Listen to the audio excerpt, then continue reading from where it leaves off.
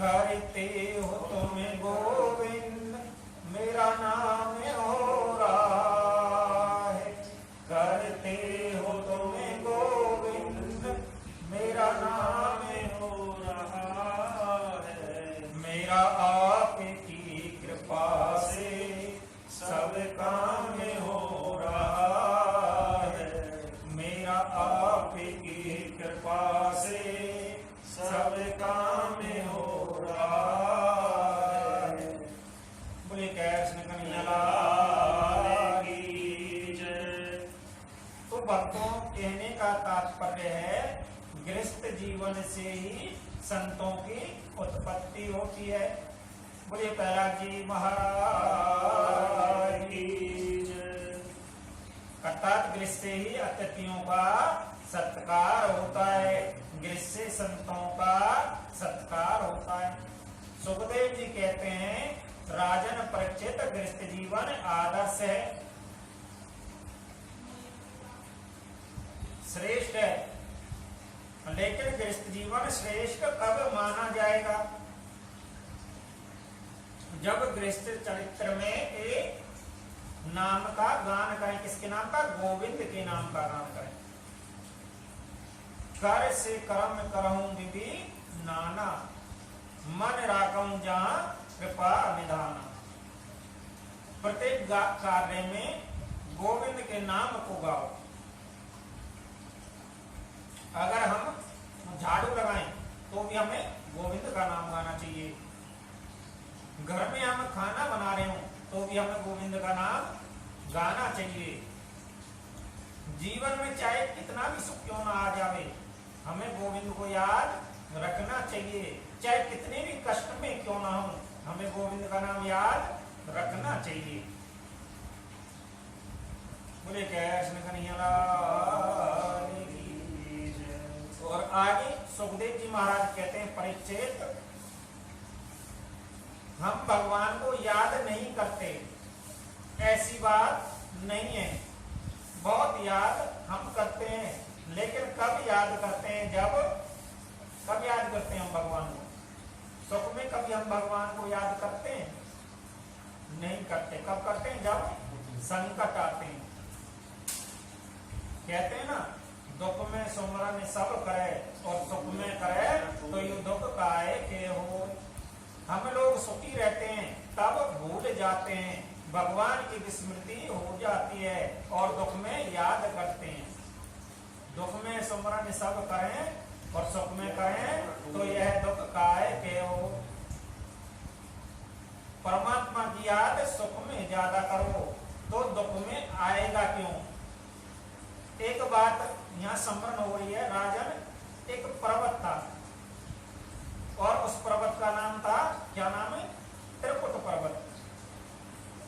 और त्रिकुट पर्वत का अर्थ है 3 प्रकार के शिखरों वाला। जिस पर्वत के 3 शिखर होंगे, कुट ही दरअसल में पर्वत का नाम है। उस पर्वत में सब प्राणी वास करते हैं। बड़े हिंसक प्राणी, बड़े बड़े जीव जंतु, बड़े सुंदर प्राणी उसमें रहते हैं। इस त्रिकुट पर्वत की मंगलवई कंदरा में एक हाथी रहता है जिसका नाम है गजेंद्र। इस हाथी का क्या नाम है? गजेंद्र इस हाथी का नाम है। और बंधुओं, ध्यान से सुनता, यह खाली एक हाथी गजेंद्र की कथा नहीं है। अगर आप ध्यान से सुनोगे तो यह हमारी सभी जीवों की कथा है। हम सभी के साथ भी अक्सर ऐसा ही होता है। गजराज गजेंद्र के नाम से उसको विभूषित किया गया है। गजेंद्र का अर्थ होता है हाथियों का राजा। बड़ा शक्तिशाली था।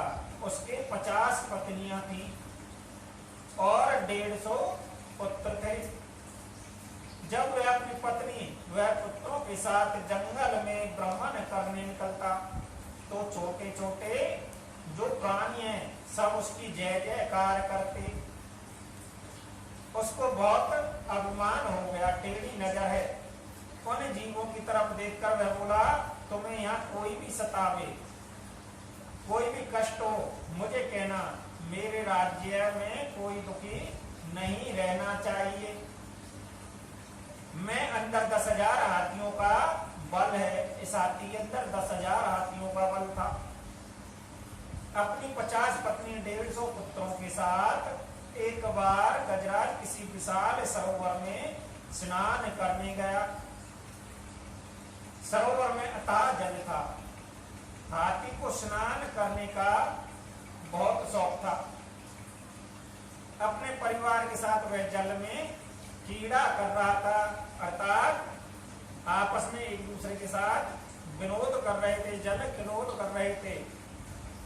उसी सरोवर के किनारे चारों ओर खड़े जीव जंतु जय जयकार लगा रहे थे। उसी सरोवर में रहता था कोई विशाल ग्राह बोलते हैं किसको, मगरमच्छ को। ग्राह ने आकर हाथी का पांव पकड़ लिया। हाथी ने कोई विचार नहीं किया, सोचा छोटा मोटा कोई जीव है, मेरा पैर पकड़ लिया है। लेकिन उसे यह नहीं मालूम कि राजा का पैर पकड़ा है। उसे मालूम हो जाएगा कि गजेंद्र महाराज का पैर पकड़ा है।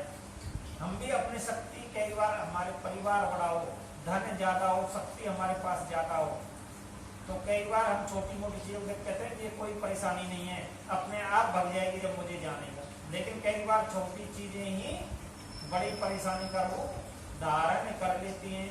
आज ऐसा ही इस गजेंद्र के साथ भी हुआ। तो वह क्षमा मांगेगा, हमसे पत्नियों के साथ नहाने में लगा है।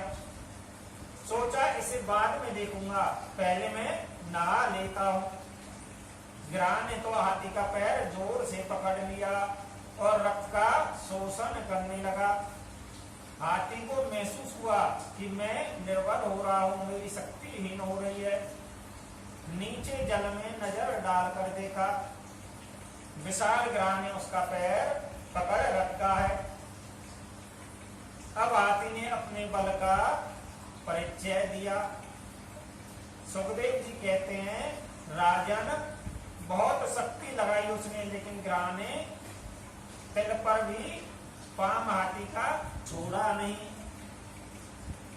जल जंतु है, जल में उसकी शक्ति और भी बढ़ जाती है।